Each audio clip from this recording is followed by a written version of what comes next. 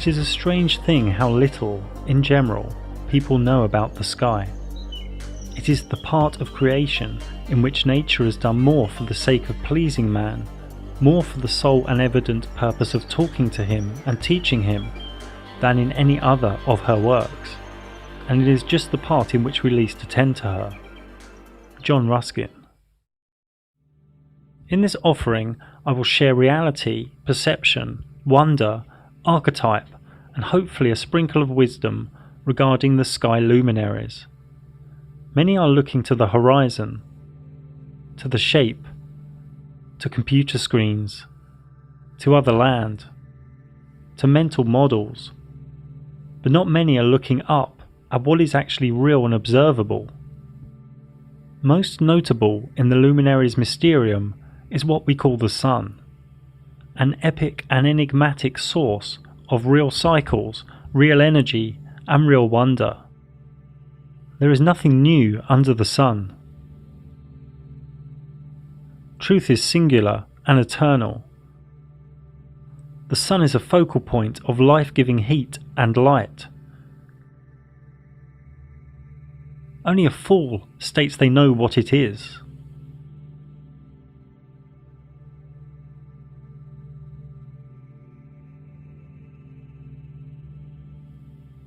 The close sun within our realm makes one full westward revolution every 24 hours, spiralling out and gradually faster to the Tropic of Capricorn on the winter solstice, and spiralling in and gradually slower to the Tropic of Cancer on the summer solstice, thus giving us the seasons. Looking to the west, we can see a sunset move slightly to the right,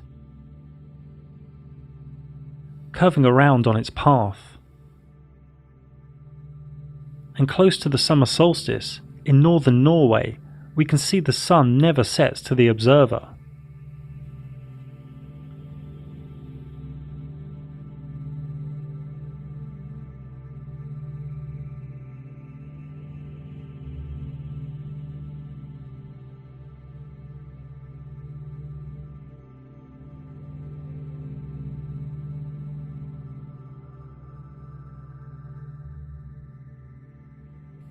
Here is another way to view the summer solstice. The smaller dome here is a human's observable area, and the larger dome could be presented as a flat sky. This is still an unknown. Here is another way to look at the equinoxes.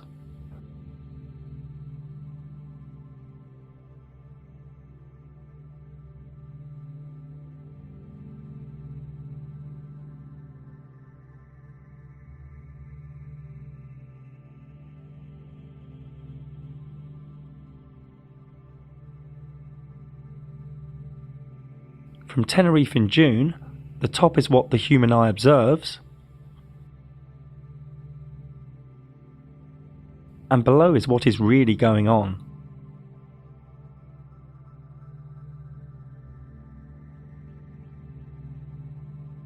The analemma is where one takes a photo or plot point of the sun at the same time of day, from the same location, over a year. This is from Hong Kong in the Northern Hemisphere, and there is a bigger loop for when the sun is in the Southern Hemisphere, because the sun covers more distance there in its orbit. This clearly shows that the orbit of the sun expands and contracts. It matters not if the analemma is taken from the equator or from the Southern Hemisphere either.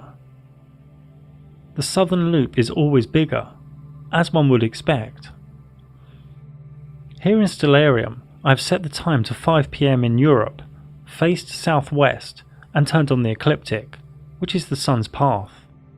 When we keep jumping 24 hours ahead, we can see the sun has completed one orbit each time, and in late May we can see it's getting higher in the sky towards the summer solstice on the 21st of June, and then starts to go lower in the sky towards the winter solstice in December. Don't let anyone sell you the 23 hours and 56 minutes a day nonsense.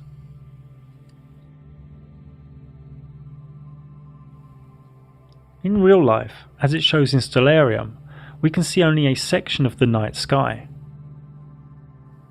When we move, our vanishing point also moves with us. And therefore, what we can see in the sky moves with us too. We know the sky appears to the eye as a dome, but this could be due to perspective. I mean, here it looks like the ground goes up and that the tracks go together, when we know these aren't true. The human eye's vanishing point shows us a visual reality that is not always objective. We simply have not unravelled the flat sky or dome mystery yet. This is all new. This awakening of true cosmology only made a comeback in 2014, the year I also first spoke out about it publicly. In many cases, we need to revel in the mystery and enjoy the mystery. The sun comes into the observer's vanishing point. This is known to most as a sunrise. The sun goes out of the observer's vanishing point. This is known to most as a sunset. If we go up in altitude, the sun comes back into one's field of view as the vanishing point has increased. When the sun sets in Japan, it's at its zenith in Madagascar, and also rising in Florida. Some ballpark trigonometry shows the sun is around 2,000 to 4,000 miles away. Well, that is, if it is an actual thing within the rules of known physics, which it possibly isn't. Now, these sunrises and sunsets often appear as different sizes. This is due to one or more of the following: the observer's position, land contour, sea temperature, atmospheric haze, and atmospheric temperature. So how high is our sun? We have seen evidence of localized hotspots.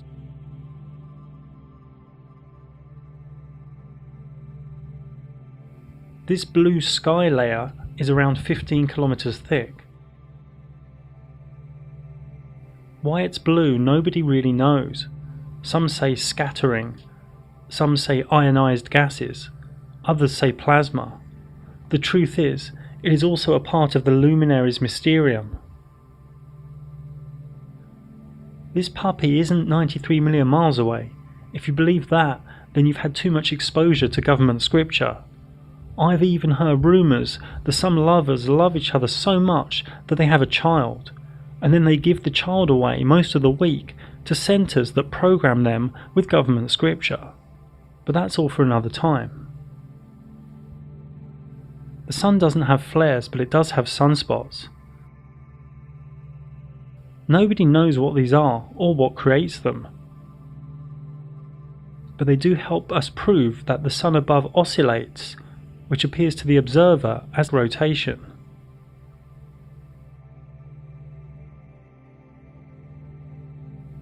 The actual light of the sun does many wondrous and irrational things, near impossible to work out logically.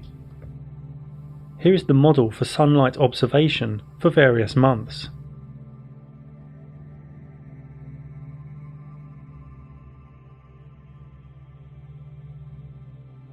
Actual sunlight at any one time is never the same for two different observers. Sunlight has evidence of curve, bend, bulge, mystery, beauty and wonder. The reasons are unknown, and that makes so many uncomfortable.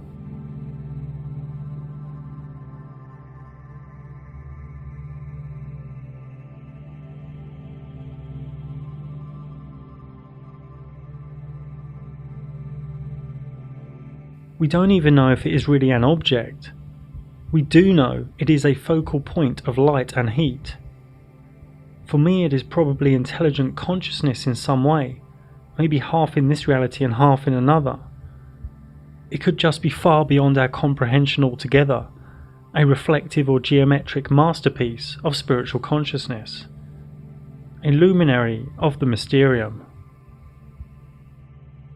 The sun has been worshipped and measured for aeons. The Aztec sunstone calendar marks our present world as the fifth sun to them. The Aztecs saw themselves as the people of the sun, whose divine duty was to sacrifice blood to provide the sun with its nourishment. In India, the Konark Temple of the Sun in Orissa, from at least 2000 BC, has complex and intricate sundials. These 24 wheels use complex and detailed shading and measures a magnitude of different units of time and cycles, mostly from sunlight. All around the world there are symbols for the sun, and temples aligned to the sun, marking the solstice and equinox. Astrologically, the sun represents one's basic personality, ego, and outward vitality. It rules the star constellation of Leo.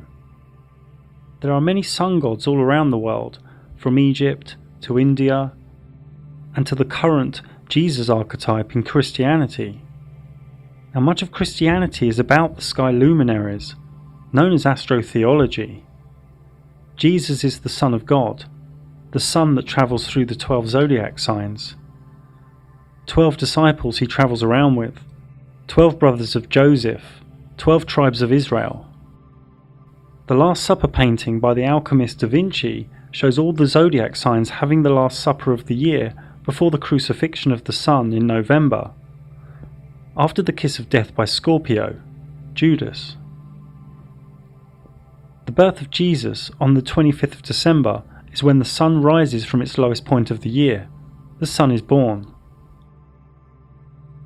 Now, these stories you can find in other sun deities that are much older than Jesus. The Roman Emperor Constantine, pretty much the founder of Christianity, was a sun worshipper, even after he gave Christianity to the masses in the early 4th century. He also changed the day of worship from the Sabbath to Sunday. The sun was a big part of the secret recipe for the Hermetic alchemists, for the creation of the Philosopher's Stone. And it sits at the centre of the Kabbalistic tree of life. In the Srimad Bhagavatam, it states in 11.22.31, sight, visible form, and the reflected image of the sun within the aperture of the eye all work together to reveal one another. But the original sun standing in the sky is self-manifested. Similarly, the Supreme Soul, the original cause of all entities, who is thus separate from all of them, acts by the illumination of his own transcendental experience. As the ultimate source of manifestation of all mutually manifesting objects.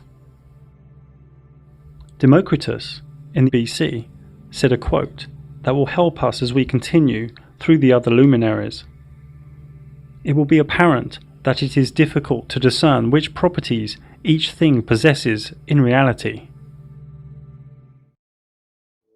The moon is the other large luminary in the sky.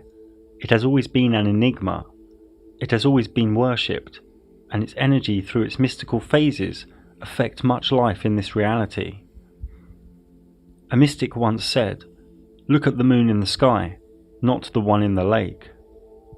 Another said, "Moonlight drowns out all but the brightest stars." A Taoist author once said, "The moon does not fight, it attacks no one, it does not worry, it does not try to crush others, it keeps its course, but by its very nature, it gently influences." The moon is the same size and distance as the sun, and follows close to the sun's path, the ecliptic. The moon takes about 24 hours and 51 minutes to complete a revolution above us, slower than the sun. The moon is always close to the ecliptic, within 5 degrees above or below. It also comes and goes, just like we saw with the sun. The moon crosses the sun's ecliptic approximately every 2 weeks. These crossings are known as lunar nodes. If it crosses the ecliptic at full moon, we have a lunar eclipse. If it crosses the ecliptic at new moon, we have a solar eclipse. Remember this for later. The moon takes an average of 29 days, 12 hours and 44 minutes to go through one lunar month, one lunar cycle, from new moon through waxing, full, waning, back to new moon. Because of this motion, the moon has a point in time each lunar month when it is closest to the Earth, perigee, and a point in time where it is farthest from the Earth, apogee. The Sun moves faster than the moon. The Sun catches up with it, creating a new moon, and then speeds ahead of it. More accurately here, we can see the lunar phases are caused by the relative geometry of the moon to the Sun in the flat Earth sky. These two luminaries are linked by what one could call pranic, magnetic electro, or chi energy.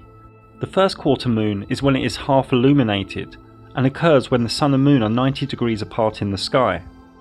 At full moon, the moon is fully powered and fully illuminated when the Sun and Moon are 180 degrees apart in the sky. The moon self-luminates and self-deluminates. It powers up and powers down. There is evidence to suggest this geometric relationship creates the tides in the oceans too, as salt water is ionized and can react to magnetic electro. Another way of talking about the motion of these luminaries is to say the moon travels 14.5 degrees an hour and the Sun 15 degrees an hour. So the moon loses 12 degrees a day on the Sun.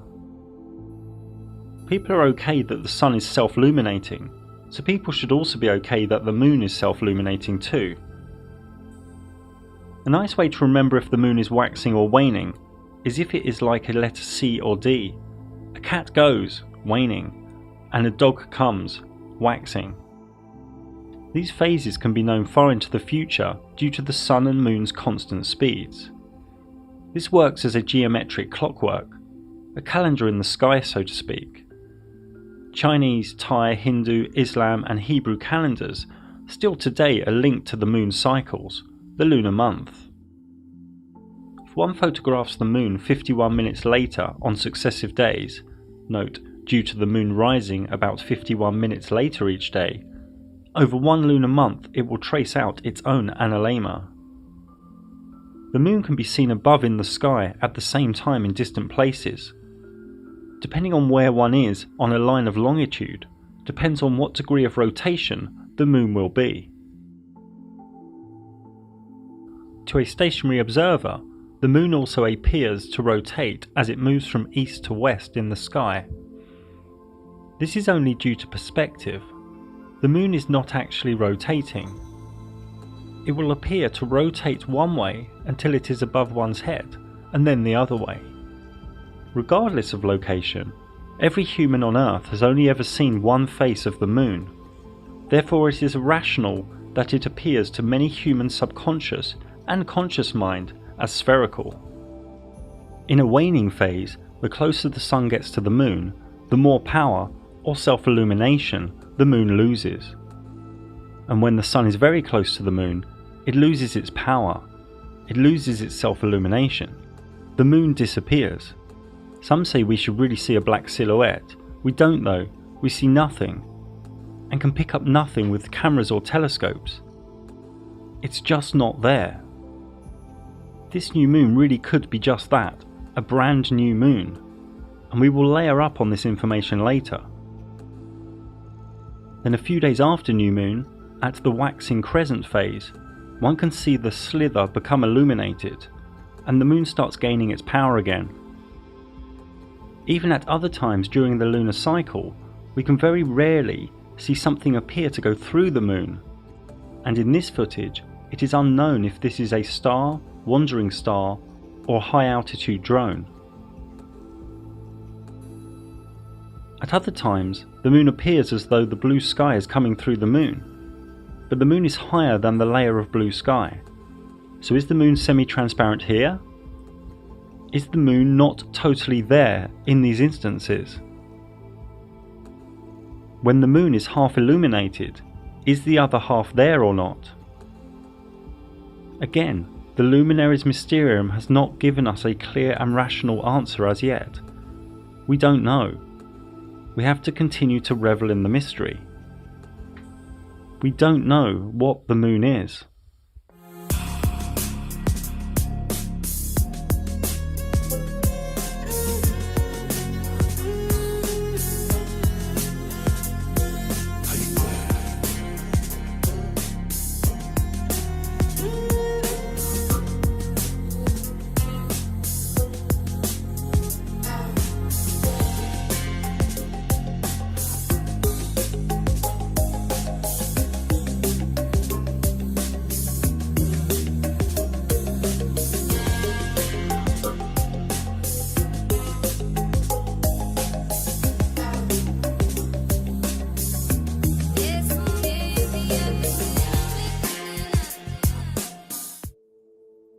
We don't know what craters are.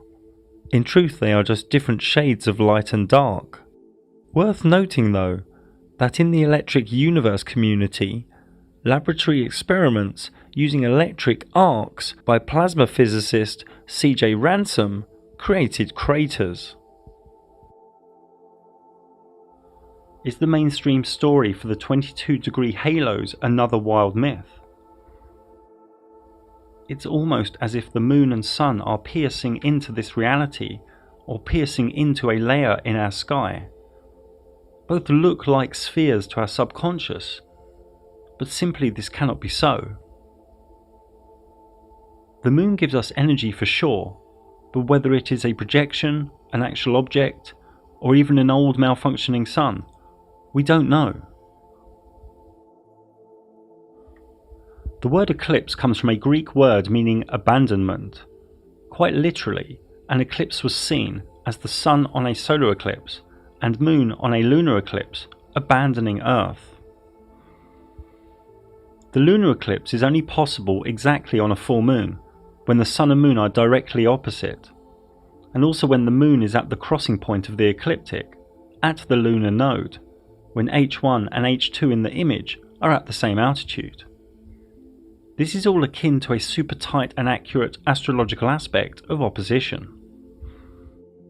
Any solar year has a minimum of 4 eclipses, 2 solar and 2 lunar, and it is possible to have up to 6 or 7 eclipses in a single solar year. The moon is full, fully charged, and then it loses power, preparing energy, retracting. Then it sparks, surges, pulses. The moon becomes reddish as it continues its potent energetic link with the sun. A pranic or magnetic electro handshake with the sun. Blinking, flickering. It seems to be a reset of sorts, or more wildly, a malfunction or false kickstart of an old sun trying to recharge itself, and then it regains power. The lunar eclipses are seen where it is night time, and over a massive land space with the same intensity. They last for a few hours, much longer than the minutes of a solar eclipse.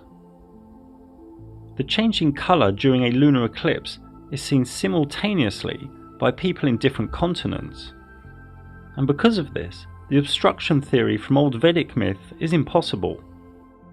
The theory that it is obstructed by another celestial body, such as Rahu, Ketu, Shadow Planet, Mount Meru, Black Sun or Lilith, is easily debunked, as it would only be visible in a small location. You see, with this lunar eclipse, any obstructing body would be huge, many times bigger than the moon.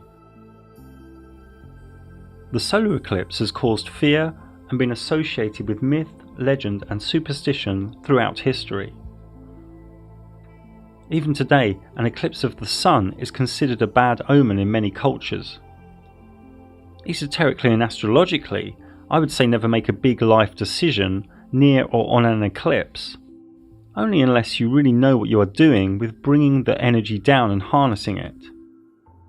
Predicting eclipses has been going on for millennia too, as early as 600 BC by Thales. Saros astrology can predict eclipses, and this goes back to Chaldean and Babylonian astronomers. A solar eclipse is only possible exactly on a new moon, when the sun and moon are directly together, and also when the moon is at the crossing point of the ecliptic, at the lunar node, when H1 and H2 in the image are at the same altitude. This is all akin to a super tight and accurate astrological aspect of conjunction. Now, many strange humans think there is 93 million miles between these two luminaries, and one is 400 times bigger. This is where the moon is. It cannot be anywhere else. But as we saw earlier, the moon is transparent, stroke disappeared, at this time. We believe the moon is passing over the sun. It should be. But looking at these filtered images, nothing is there. It matters not what one does with telescope or imagery software, one cannot find a trace of the moon. It is as though the sun eats itself. It's really important you understand the moon is not there. Then you might wake up to the magic and mysticism of this realm we are in. Totality during a full solar eclipse can only be seen from a very small area on Earth. This area is usually about 100 miles or 160 kilometers wide, and about 10,000 miles or 16,000 kilometers long. Areas outside this track may be able to see a partial eclipse of the sun. This thin strip is pure flat Earth truth, as a shadow is never smaller than the object casting it. Many think the Vedic dark luminary of Rahu covers the sun. Rahu, the god of darkness, the black sun, the shadow planet. This cannot be true, as the total solar eclipse lasts for only a few minutes at any given place. Objectively, all we know is the sun appears to eat itself due to the pranic handshake. A resetting, a new sun cycle, a refreshed sun. The Vedic myths of Rahu and Ketu are simply archetypes of the lunar nodes, and their myths are spoke of at length in my free moon ebook. There are three types of solar eclipse: partial, annular, and total. The difference between a total and annular eclipse helps to confirm that the moon moves closer and farther from us, perigee and apogee. I wrote a thesis in the moon book about whether the moon could be an old malfunctioning sun. Let go of old notions and listen to the logic. The moon is the same size and altitude as the sun. The moon travels in almost the same trajectory as the sun. The moon is a little slower than the sun. The moon's power and charge is directly linked by its geometry to the sun. Both affect plants and animals, and all life on Earth. Both have evidence of being magnetic electro in their nature. There are many ancient myths as to which sun we are in. For example, Aztecs say we are in the fifth sun, and my free moon book contains many other supporting myth, legend, and pantheon. The moon is awash with mystique, myth, superstition, and esoterica. The new moon is like a start of a wave, the start of new intentions. The full moon is like the crashing of the wave, and the waning moon is like the decay of a wave retreating. A healthy woman in her power has her menstrual cycle during or near full moon or new moon. It is more beneficial esoterically to fast or cleanse the days before a new moon. At full moon, the pineal gland opens more and the spiritual veil is thinner, so to speak. Most humans have dense energy and live in the five senses and personality matrix, and are disconnected from the moon's energetic cycles. The moon phases also affect the planting of crops and plants, and many other things. In astrological terms, the moon is one's soul, emotions, moods, and subconscious, and is home in the sign of Cancer, which links to feelings, trust, intuition, nurture, and mothering. The moon has over 100 deities from all around the world, dating back millennia. These cover moon worship, adoration or veneration of the moon, a deity in the moon, fertility, or a personification or symbol of the moon. Most notably Diana with the Romans, and the earlier Greek Selene, Artemis, Hecate triad. Some even say Islam and Allah came from a lunar cult, from pre-Islamic Arabic myth. In Hermetic alchemy, the sun and moon need to be reconciled within the self. The inner male and female, logic and emotion, communication and feeling, all united in perfect balance before the elixir can be achieved. The moon is the violet ninth Sephiroth in Kabbalah, and is linked to initiation and many other things. In ancient Arabia, the moon's path through the 12 zodiac signs over a lunar year was split into 28 lunar mansions. with each one ruled by a spirit that could be invoked. Talismans and amulets were used within this system too. No matter which mansion, benevolent magic was done on waxing moon and malevolent during waning. This system was popular in the Renaissance period in Europe, and one can still find it in use to this very day. Her charms are for sure a mystery unto herself. The word planet comes from the Greek word planetos, meaning wandering star. The wandering stars are 8 specific luminaries in the sky. From the left in the image, Mercury, Venus, Mars, Jupiter, Saturn, and the dimmer and slower Uranus, Neptune and Pluto. The wandering stars are rays of energy, and they represent certain ideas and archetypes that all ideas and archetypes root back to. A conception of the universe, inside you too. The macrocosm in the microcosm in the macrocosm, as above so below. Each of the wandering stars are linked to certain symbols, myth and deity, as we will soon see. This ancient geocentric model was actually pretty close to the truth, and lasted for over 1,000 years before the elite smashed it up. The error here is that each of the wandering stars are actually all quite close to the ecliptic. Each are probable to be a similar distance from the Earth, but correctly here, some are faster than others. Note too that each wandering star has a unique brightness and colour. Another crude way to aesthetically show the wandering stars is here, all close to the ecliptic. Note though that the speeds here are not correct. Each of the wandering stars has its own retrograde motion. Retrograde is a term used to describe the phenomenon of each wandering star stopping and then reversing direction in the flat Earth sky, before continuing forwards again.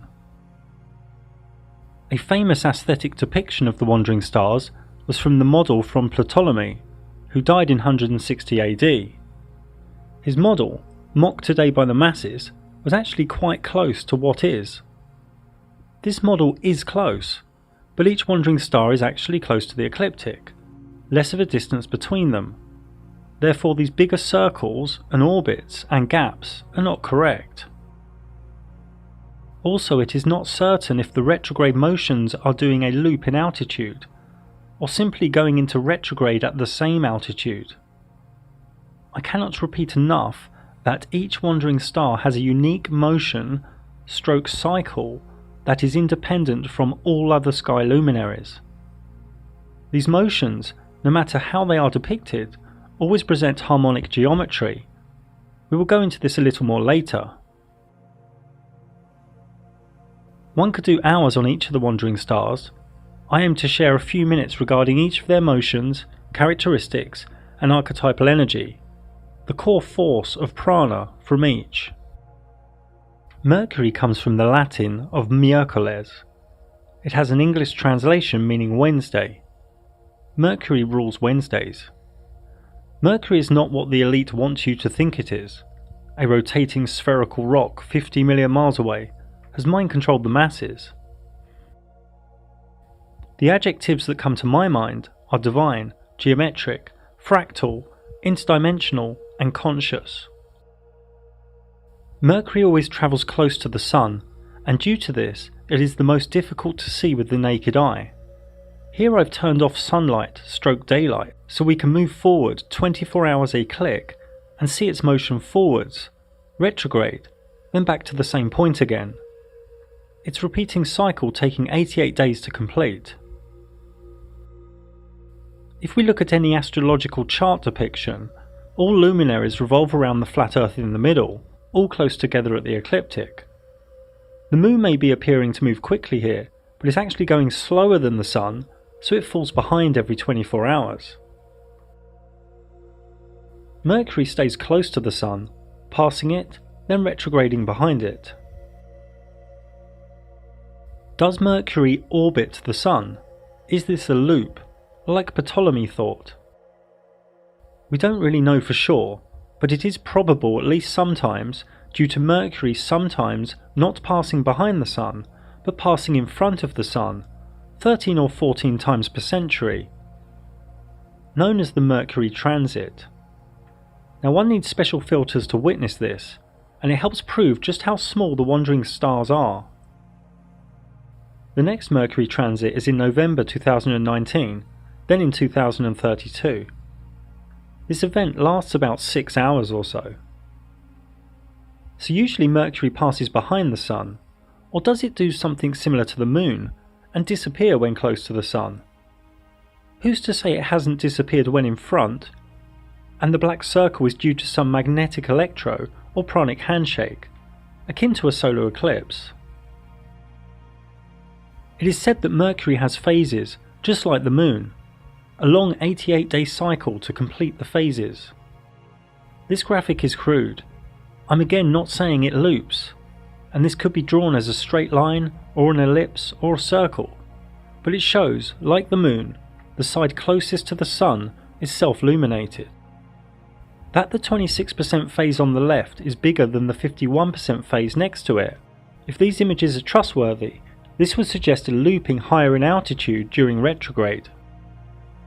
Mercury astrologically signifies mind, learning, communication, thoughts, logic, reason and knowledge. It rules the constellation of Virgo, Earth, the energy of intellectualism, rationale and practicality, the orderly and helpful ray of service that overconforms. It also rules the constellation of Gemini, Air, the energy of information, intelligence, change, talking, being social, spontaneous, fickleness and indecision. Mercury retrograde is feared more than other retrogrades of other wandering stars. In retrograde, the power and force of the ray of energy is weakened. It's gone back on itself. In Mercury retrograde, electrics can play up, communication and contracts can be delayed or have misunderstandings. It's a time to back up, re-look at things, and not to start big new projects, sign new contracts, or to buy new electrical goods, properties or vehicles.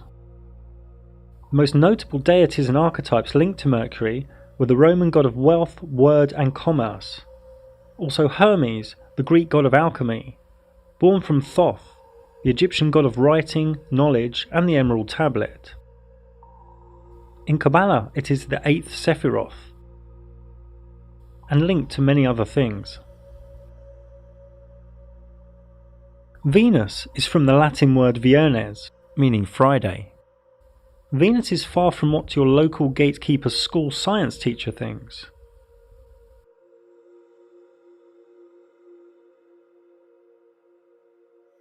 Here we can see the Sun and Moon, Mercury in orange and Venus in small white. Like Mercury, Venus always travels close to the Sun, but is slower and travels further away from the Sun than Mercury, in a slower cycle, ensuring Venus to be the morning star before the Sun, or the evening star after the Sun. This Venus cycle takes 225 days. To the naked eye, Venus doesn't appear to twinkle, but instead glows with a bright and steady silvery light, making her the second brightest light in the night sky, after the Moon. Out of the wandering stars, it is only Venus and Mercury that have phases. So Venus also appears to get smaller and bigger. So again, it either has an apogee and perigee, or it simply gets smaller and bigger where it is, at the same altitude. Here we can see some esoteric labels for Venus' different phases, known as its underworld cycle. Its descent from the evening star to its birth as the morning star. Again, this doesn't have to be drawn as a loop or orbit of the Sun. It could be a straight line. Her full synodic cycle, from inferior conjunction to inferior conjunction, takes near 584 days, or about 1.6 years. This is due to the interaction of Venus's 225-day cycle with the 365-day solar cycle. Now Venus, whether it loops around the Sun or not, when it conjuncts with the Sun, it creates these 5 points. And these 5 points are in perfect geometry above us. This is known as the dance of Venus. and these 5 points make the perfect pentagram. Fractals in the sky. This was all known to the mystics of the Renaissance period. This is the current Venus cycle within its current dance. Venus also creates geometric patterns with Mercury, all from a random Big Bang, they tell your children, via their worldwide mind control program. Venus is the only other wandering star, as well as Mercury, that sometimes appears to pass in front of the Sun. Like Mercury, we don't really know if it is in front of the Sun, or in the Sun, or if it disappears like the Moon due to some pranic handshake. A Venus transit is more rare though. This reoccurrence pattern of 8 plus 105.5 plus 8 plus 121.5 years repeats itself in the catalogue of Venus transits. An example of this pattern is in the transits of 1874, 1882, then 2004 and 2012. Note that Venus appears larger than Mercury when transiting the Sun. Now if one takes a photo from the same location every 24 hours, over 113 years, one sees another dance between the Sun and Venus. One gets an analemma. Here is an analemma from Venus and Mercury.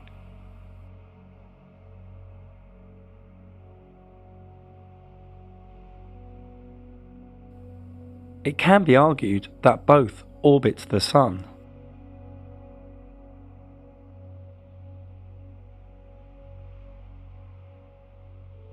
But it may not be the case. Look here. This dot is moving in a simple elliptical path. But if other dots are added, it appears to now go vertical. Vertical up and down, but side to side. It is only elliptical when presented alone, so don't jump to conclusions with Venus and Mercury.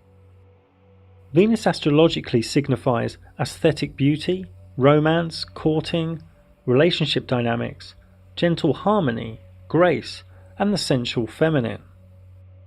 It rules the constellation of Libra, air, the energy of balance, harmony, the lover, analysis, and strong mind.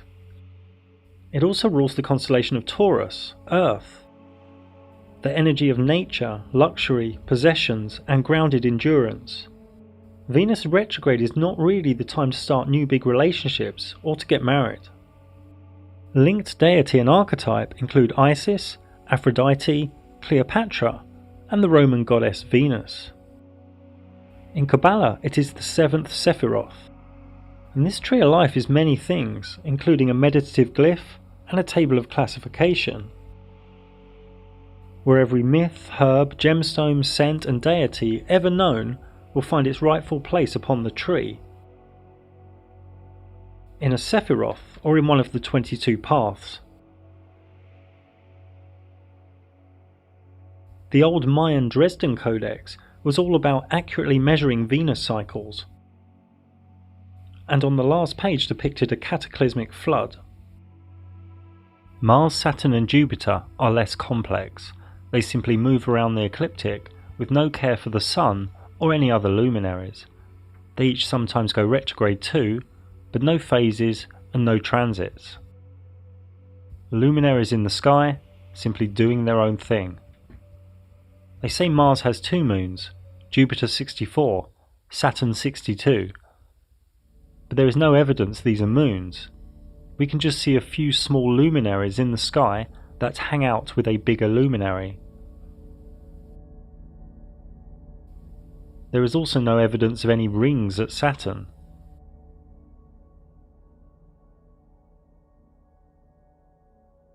This animation you should understand more now. Venus, Mars, Saturn and Jupiter have been added, and are moving 72 hours a click. Mars takes 687 days to complete its cycle. Jupiter takes 12 years, and Saturn takes 29 years. If you don't understand this animation fully, don't worry, we will layer up more later. Again, due to their retrograde motions, many geometric patterns can be found between these wandering stars.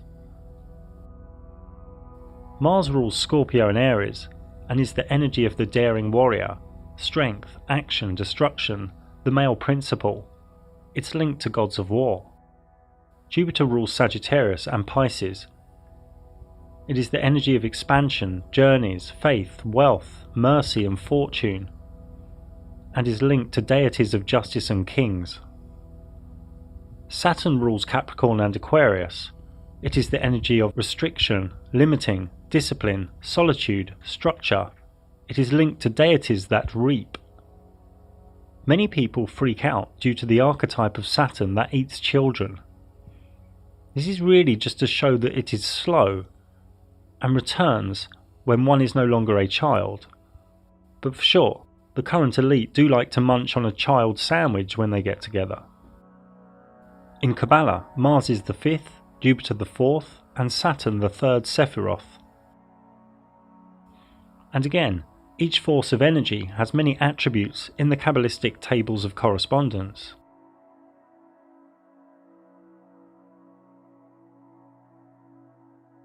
I'm old school and don't really care too much for Uranus, Neptune or Pluto. They are so dim and slow, and they were only discovered in recent centuries.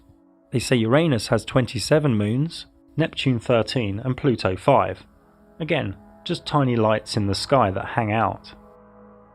These three generational forces simply move around the ecliptic super slow. Uranus takes 87 years, Neptune 165 years, and Pluto 248 years to get back to the same place, on the ecliptic. To complete their cycle, to get back to the same place on the ecliptic. They are known in the matrix as outer planets, but in reality they are simply dimmer and slower, and there is no evidence they are further away. Due to points of retrograde over tens of thousands of years, Uranus and Neptune will do their own geometric dance. Uranus is the energy of rebellious change, freedom, revolution, and awakening. Neptune, the energy of dreams, mystic awareness, and idealism. Pluto, the energy of subconscious forces, death and rebirth, power, obsession, and truth. There is a whole host of geometry in the sky when looking at various combinations of wandering stars, but no evidence of spheres, rocks, gas giants, light years, or any other of the government fairy tales. The wandering stars are each magnificent and radiant forces of energy that contain the human psyche and our subconscious archetypes. The wandering stars have many tables of classification and attributes.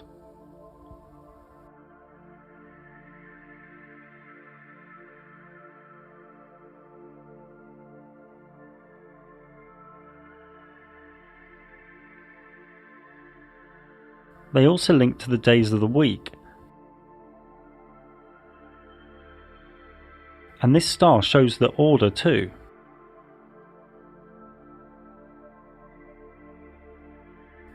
Now, in the time of alchemy, Greek mystics, and then the Renaissance period, many mystics created art of what is known as the celestial spheres.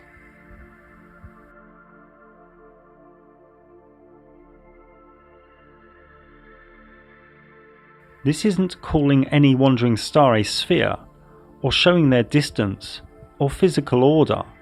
These show the levels of vibration, the levels of frequency, from a spiritual perspective.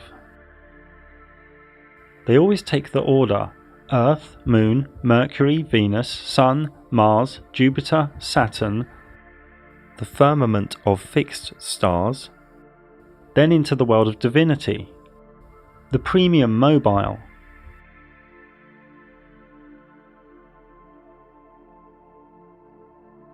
paradise, infinity. Many allude to the idea a council of gods reside here, each from one of the celestial spheres, each of the wandering stars. Through the celestial spheres, into heaven. Even Dante alluded to this in his cosmology. As did Robert Flood. But what does this all really mean? This is all Kabbalistic, the soul's journey to Godhead while within the body, within the same carnation, starting at 10, the 4 elements on earth, up to 1, the Godhead. In Kabbalah, when we actually see a wandering star with our eyes, for example Jupiter, this is the densest of the 4 worlds within that luminary. There are another 3 levels of vibration spiritually for each wandering star that the eyes cannot see. And Kabbalah uses these forces as a climbing frame and roadmap, so to speak.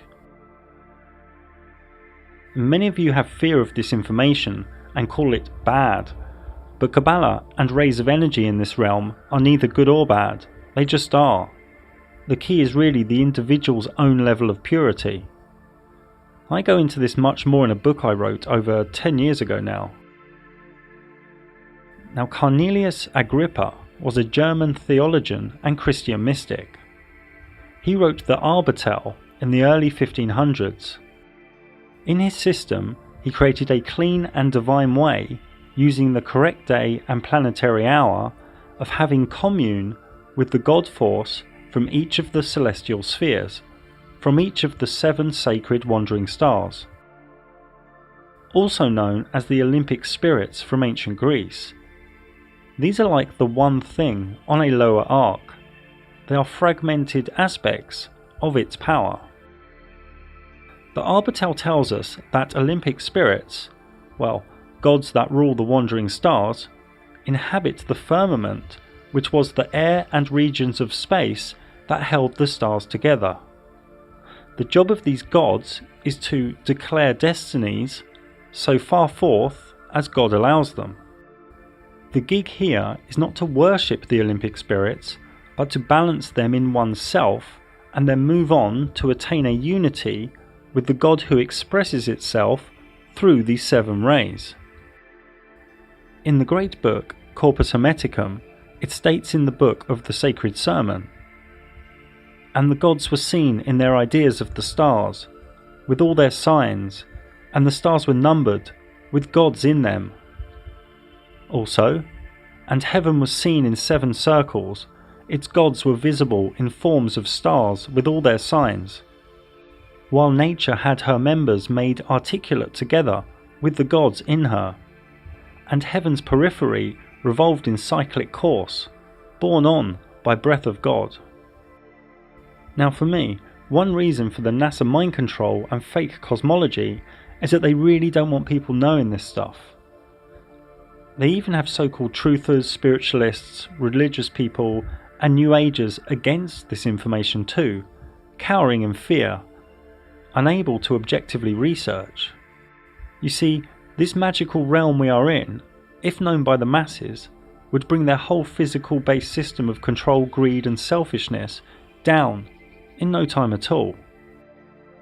So they spend hundreds of billions of dollars bringing everything into the dense physical. They are hiding divinity every way they can. You see, people walk past a statue of Michael or Mary, no problem. People put a priest between them and God, no problem.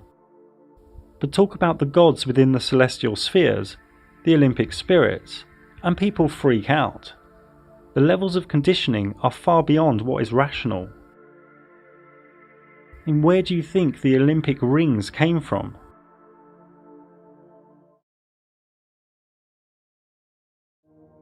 The blanket of fixed stars all move in unison, as one, with next to no evidence of any parallax.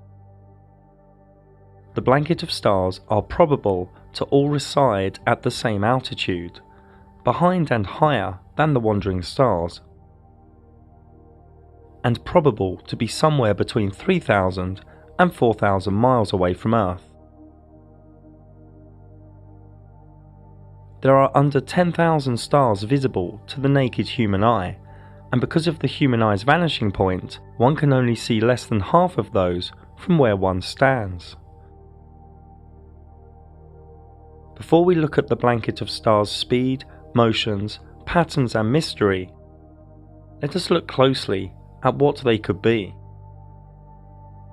What are the stars? We don't have the correct labels in our vocabulary.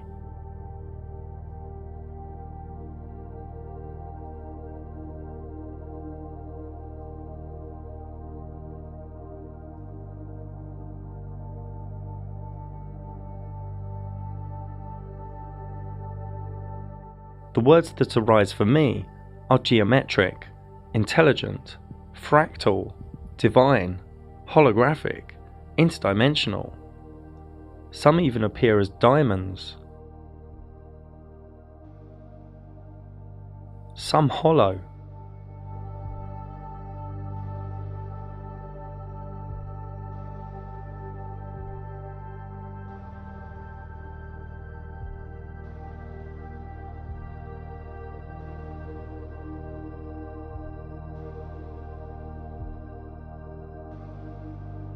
Is water involved?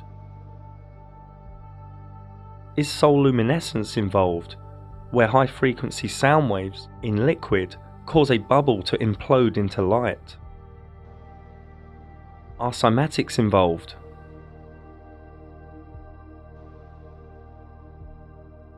The language of resonant frequency?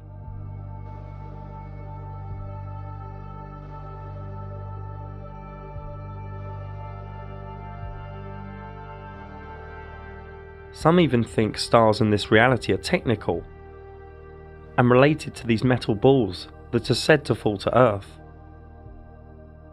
If one zooms past a star and then increases the brightness, it can appear to the eye like the star is indented into the firmament.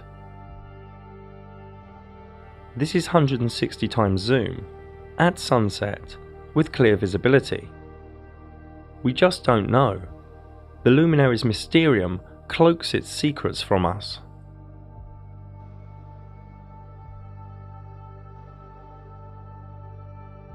The blanket of stars revolve around Polaris, the North Star above the central North Pole. With time-lapse we can see this, day after day, rolling out the lie of four motions. To find Polaris in the northern sky, just look for Ursa Minor or Ursa Major. From Chicago we look north and we see the stars rotate around Polaris, and from Paris.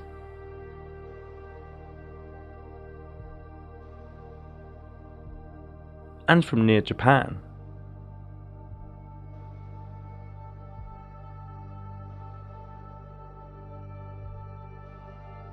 This is from southern Spain. The stars complete one cycle, stroke one revolution, every 23 hours, 56 minutes and 4 seconds, making them a little faster than the Sun, with the Moon being the slowest of the three. Here is a macro way to present these northern star trails.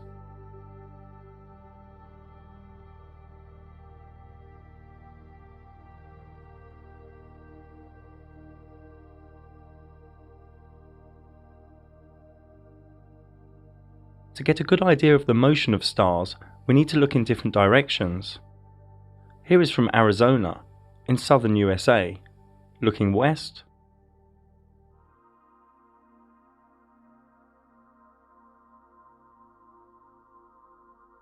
looking east,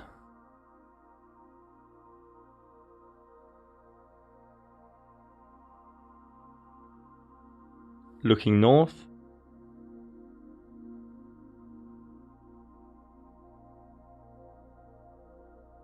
and looking south.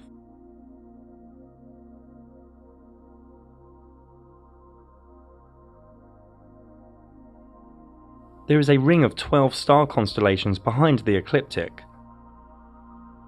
known as the signs of the zodiac. This is the same even if one is in Chicago, North Mexico,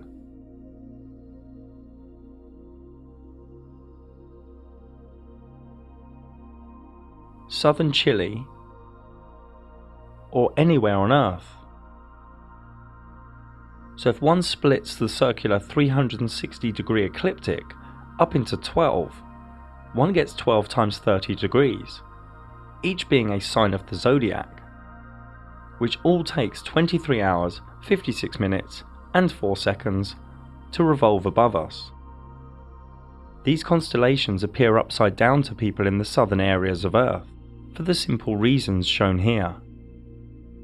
As the stars take 23 hours, 56 minutes, 4 seconds to revolve, and the Sun takes 24 hours to revolve, every 30 days or so, the Sun enters a new sign of the zodiac, and then will spend around 30 days there until the zodiac has overtaken the Sun again.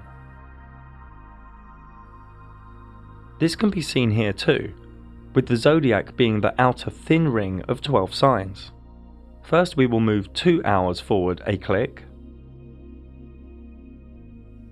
Then if we move 10 days forward a click, we see the zodiac speeding ahead, so the Sun therefore travels through the 12 signs of the zodiac over a solar year.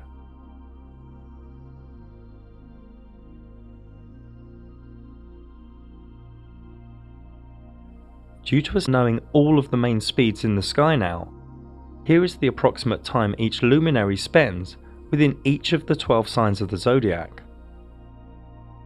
We will come back to the zodiac again soon. Many naturally think, whether under a dome or a flat sky, that all the stars move in unison the same way, but this isn't so.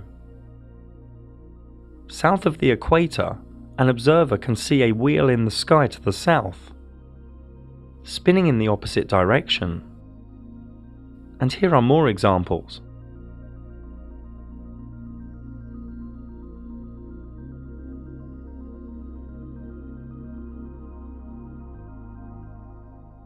So to get our bearings, let's look from one location. New South Wales in Australia. Looking west,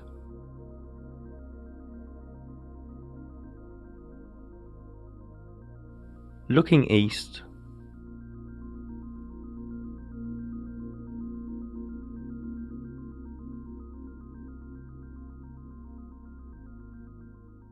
looking north, where Polaris is too far away from the observer's vanishing point, and looking south.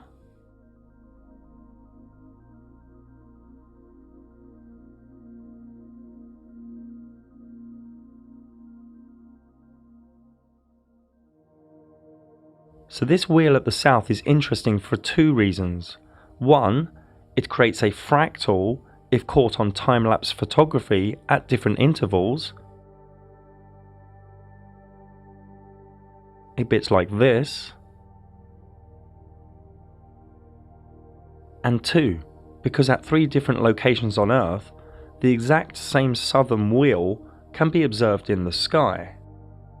Again, this could be under a dome or a flat sky, but having the same 3 wheels in the southern sky is still currently fully unexplained, using the logic we know thus far within this realm. Some say reflective duplication. Some say it is the North Stars refracted, reflected, or warped in some way. Others say perspective. But super interesting and relevant is that this southern wheel also takes 23 hours, 56 minutes and 4 seconds to revolve. We just don't know all the answers to the Luminaries Mysterium. The precession of the equinox is a real phenomena. Over 26,000 years, the whole blanket of stars completes a tiny wobble, ensuring that the exact point above the north celestial pole moves in a small, super slow circle. This is all known as the Great Year. If we go as north as possible on Earth and look up with the equatorial grid on, Polaris is at the centre. Now if we turn the azimuthal grid on, we can see Polaris off-centre, and if we change the year by 2,000 year chunks, the whole blanket of stars moves ever so slightly. The Earth isn't moving or tilting or wobbling, it's the blanket of stars moving.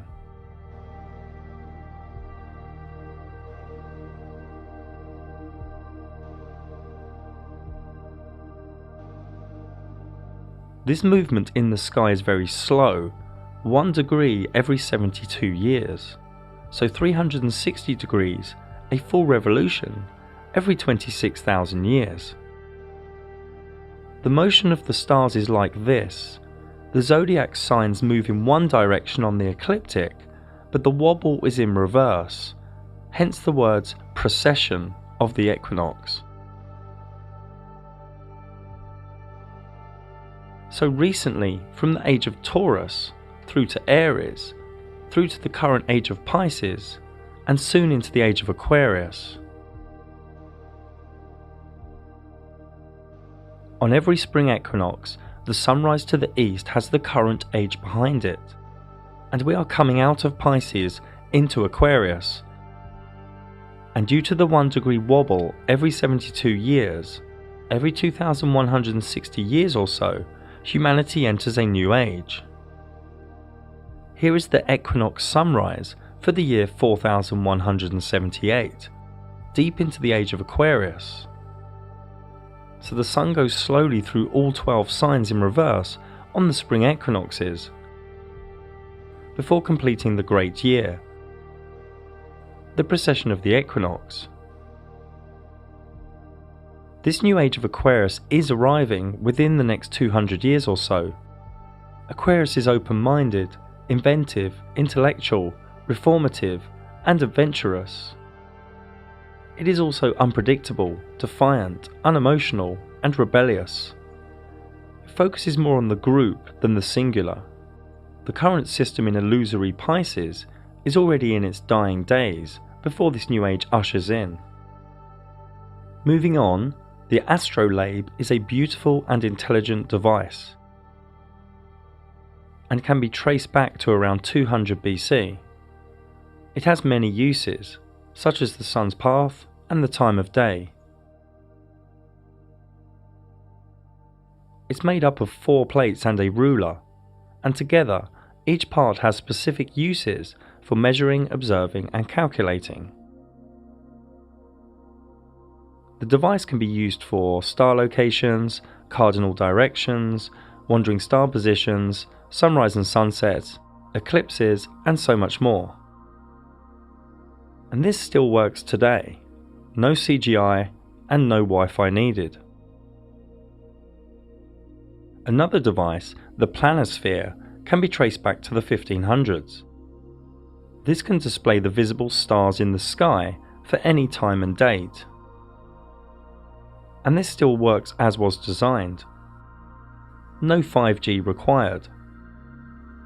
Both the astrolabe and the planisphere were totally designed within and for the Flat Earth Luminaries Mysterium. The zodiac is a wealth of energy, wisdom, archetype, and meaning. Nobody knows who first grouped the 12 constellations on the ecliptic, but it is ancient, received from a higher state of consciousness, pre-flood for sure. Each sign has been anthropomorphized as figures, animals, and archetypes. Each sign has been studied and wondered over by mystics, astrologers, healers, and artists. The zodiac splits up the 12 months, 4 seasons, solstices, and equinoxes. Each star in the sky gives us energy, and why would you not believe that? The luminaries of the sun, moon, and wandering stars give us energy, and each star also gives us energy. Therefore, groups and clusters of stars also give us energy as collectives. Each sign has its own energy signature, its own archetypes. The sign motivates any wandering star within it, and asks the wandering star what is it seeking. Each zodiac sign is within one of 4 elements, one of 3 quadruplicities, and also a gender.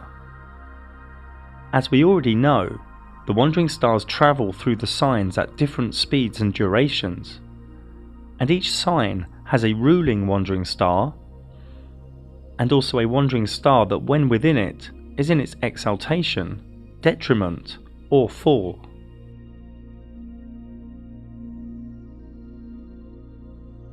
What zodiac sign a wandering star sits in is key to how the wandering star is filtered, how the ray of energy plays out, how it functions, how it's motivated.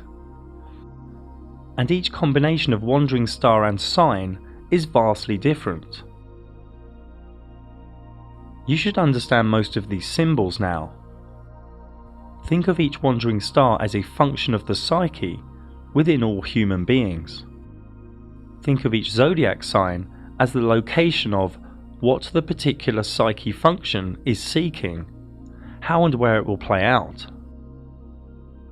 So this is what astrology is, the wandering star and the zodiac signs in constant movement behind the ecliptic. And their infinite amount of combinations allow for luminology/astrology to be achieved, recorded, projected and practiced. This is a repeatable science. Edgar Cayce once said, "The signs of the zodiac are karmic patterns, the wandering stars are the looms, the will is the weaver." The aspects are some specific geometry between the wandering stars on the circular ecliptic. Each human has a unique personal astrology chart for the moment he or she was born, a natal chart, or soul blueprint. This natal chart holds one's talents, challenges, emotional and communication dynamics, evolution, and much more within it. The energies of the 12 signs are already within each human being, but each human being has a different balance of them, with amplifications and gaps. The evolutional quest is to be a perfect balance of all 12, all radiating in their best octave. Remember, all 12 signs and all the wandering stars each have a specific energy.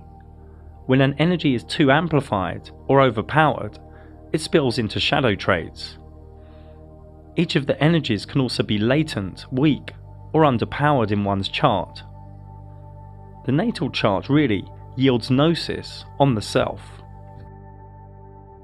Each day, the different permutations of geometric aspects in the sky and the combinations of energies in the sky all create flux in this reality. It gets human dynamic and interaction in this reality moving and changing. If one overlays one's natal chart with today's sky chart, or tomorrow's, or next week's, or any date or time in the future, one can see what energies are at play and navigate that moment, or that hour, or that day, whether it be a meeting, or a wedding, or a new project. And the elite really don't want you to know this stuff, but Wall Street, governments, and the military all use this science of the sky. Remember, astrology is not something to live underneath or fear. It is a tool. We all have free will and can each swerve, duck, or ride any coming energies. The sky is the engine room of this reality. Astrology is a finger pointing at reality. Now, Western mystics studied astrology deeply and knew how to understand and interpret the sky, how to bring the macrocosm down to the microcosm in a multitude of ways.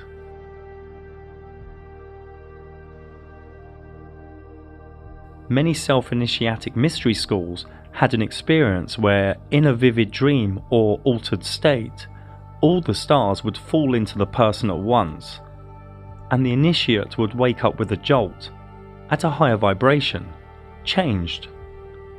You may think this is folly, but this is real. The zodiac signs are also related to the tarot, the major arcana. And each third of each sign is assigned to a minor arcana. Both are shown here. The profane think tarot is just for divination, but the tarot energies are forever present through the sky, through time, fitting like a glove to the energies of luminology. It might be wise to ask yourself why astrology is not taught at colleges or universities. I have had over 100 Flat Earth astrology clients, and for a deeper look into the changes Flat Earth brings, plus more about signs, aspects, orbs and houses, please see my dedicated video on this same channel. There are Flat Earth zodiac clocks and zodiac symbolism all around old European churches, so it's a little bit strange that many modern day Christians look at astrology as something bad. So sit back and take in the next minute or so.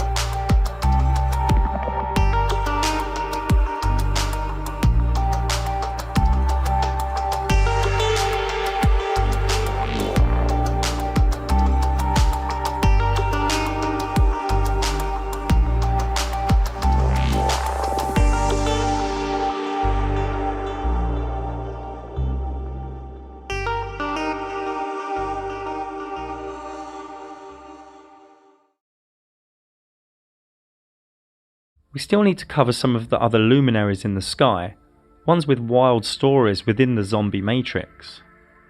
The idea of galaxies is deranged, just a luminary of cloudiness in the sky. This is what they call Andromeda. The idea of a black hole is idiotic, just a luminary that pulses in the sky. The idea of nebulas is demented, just shaped light in the sky. The elite tell you it is an interstellar cloud of dust, hydrogen, helium and other ionized gases, that the Orion Nebula is 1,300 light years away and 12 light years in radius. I mean, tell a tall story or what? I mean, this elite are smart, but also very psychotic. This is the Heart and Soul Nebula. A comet is simply a cyclic luminary in the sky with its own cyclic path, with no care for the ecliptic.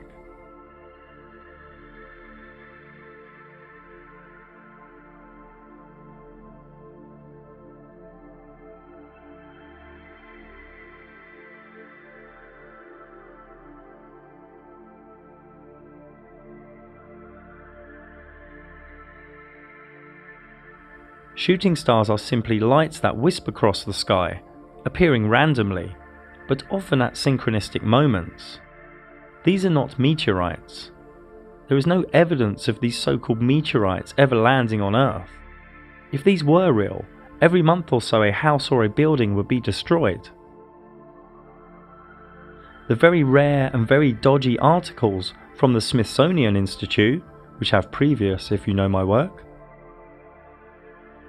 and other mainstream news agencies don't really give us any hard evidence.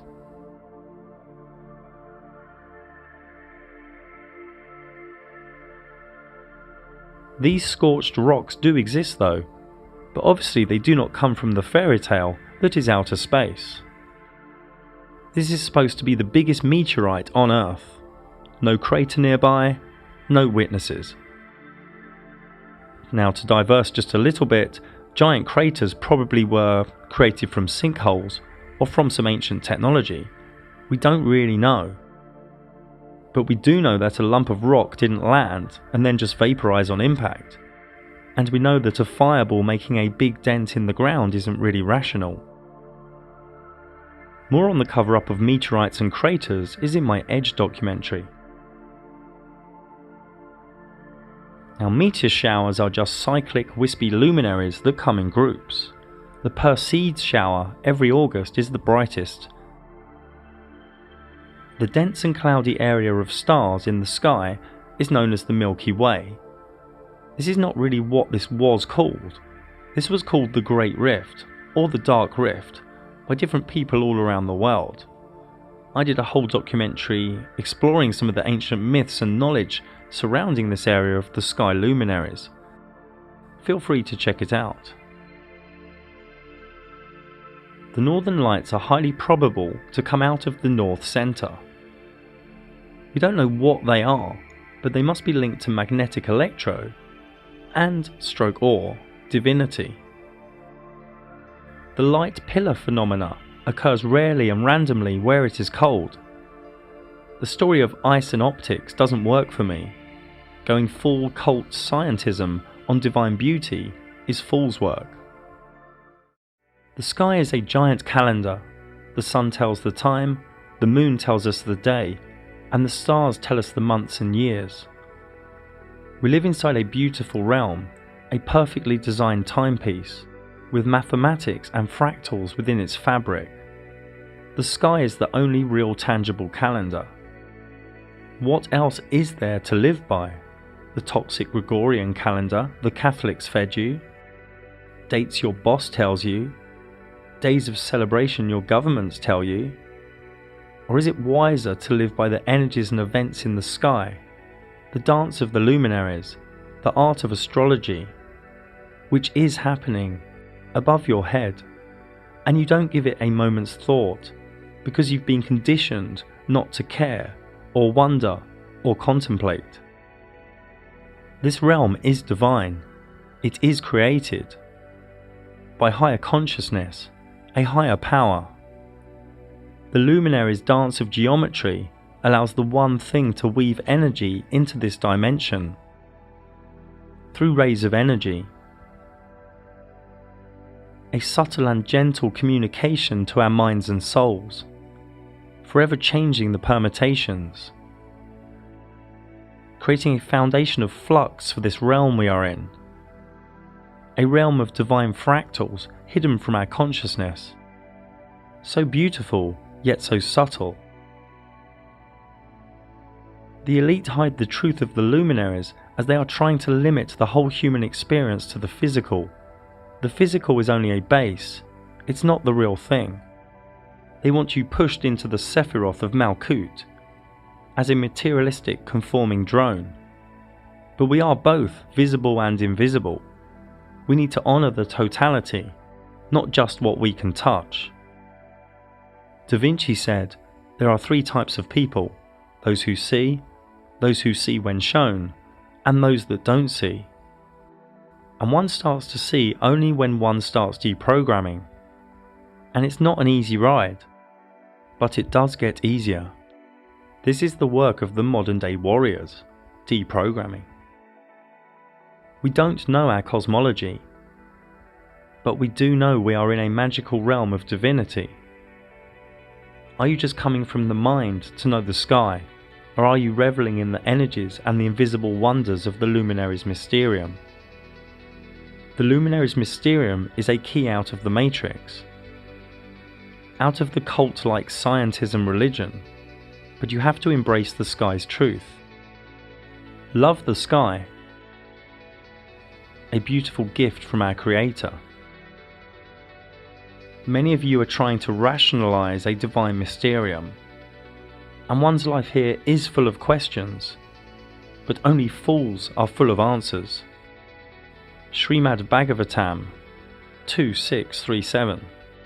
And because all of us are bewildered by the illusory external energy of the Supreme Lord, we can see only this manifested cosmos according to our individual ability.